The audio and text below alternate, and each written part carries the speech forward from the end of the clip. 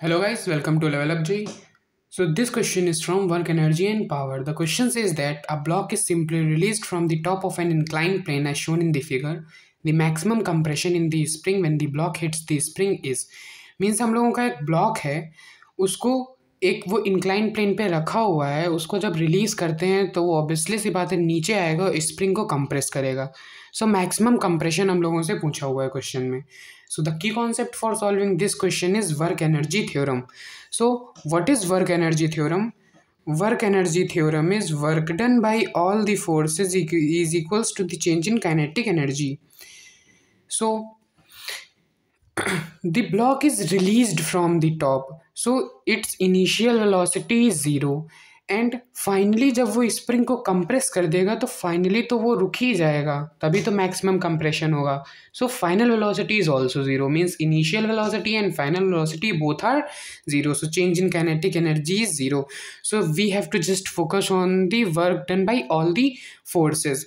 सो block हम लोगों का 30 डिग्री के इंक्लाइंड प्लेन पे रखा हुआ है. इसका मास जो है वो 5 kg है और ये 30 डिग्री के इंक्लाइंड प्लेन पे रखा हुआ है. ये रहा हम लोगों का 30 डिग्री का inclined plane.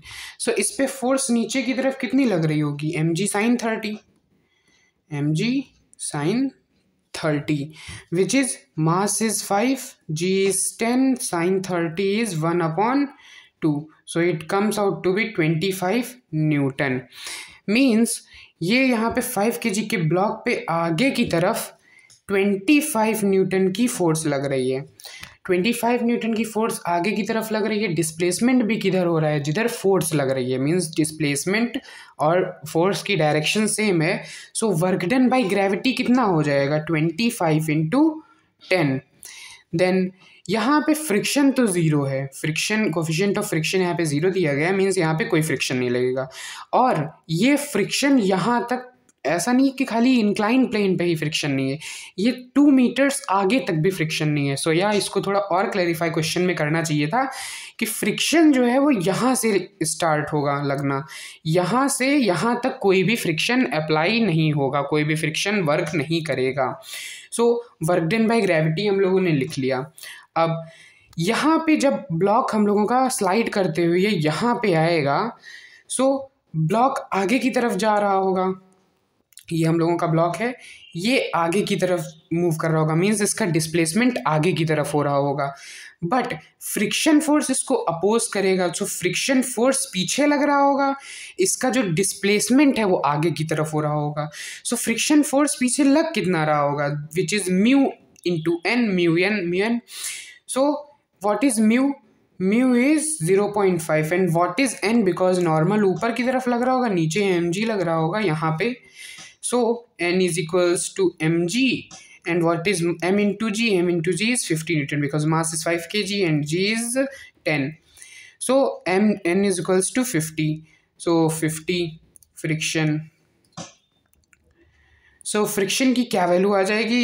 It is 25 Newton. Means friction जो है वो पीछे की तरफ 25 न्यूटन लग रहा है. सो फ्रिक्शन पीछे की तरफ लग रहा है, डिस्प्लेसमेंट आगे की तरफ है, तो विद निगेटिव साइन हम लोग इसका वर्क डन लिखेंगे 25. और कितना यहाँ से आगे गया? सपोज ये x आगे गया, सो इंटू एक्स. अब यहाँ पे फ्रिक्शन का लिख लिया हम लोगों ने. अब किसके वजह से वर्क डन होगा? So now comes to spring. So spring का वर्क डन कितना होता है? Half k x square is equals to 0 because change in kinetic energy वो 0 ही है. So 250 minus 25x और k की वैल्यू कितनी है? 100. So 100/2 is 50 minus 50x square is equals to 0. Minus common लिया, -50 कॉमन ले लिया मैंने, नहीं -25 कॉमन ले लिया. सो 2x square plus x minus 10 is equals to 0. सो यहाँ पे 20, सो ये 5 और 4 बन जाएगा. या 2x square plus 5x minus 4x minus 10 is equals to 0. So x common ले लिया, 2x plus 5 minus 2 कॉमन ले लिया, 2x plus 5. So x minus 2 and 2x plus 5. So x minus 2 is equals to 0 means x is equals to 2 metre, x is equals to 2 metre. यहाँ से हम लोगों का ये निगेटिव आएगा, तो निगेटिव कैसे डिस्टेंस हो जाएगी, मीन्स यहाँ से आके मैक्सिमम कंप्रेशन पूछा है तो आगे की तरफ ही पॉजिटिव डिस्टेंस होगी, तो ये तो निगेटिव -5/2 आ जाएगा। सो या your answer is 2 metre. Hope you understand this question.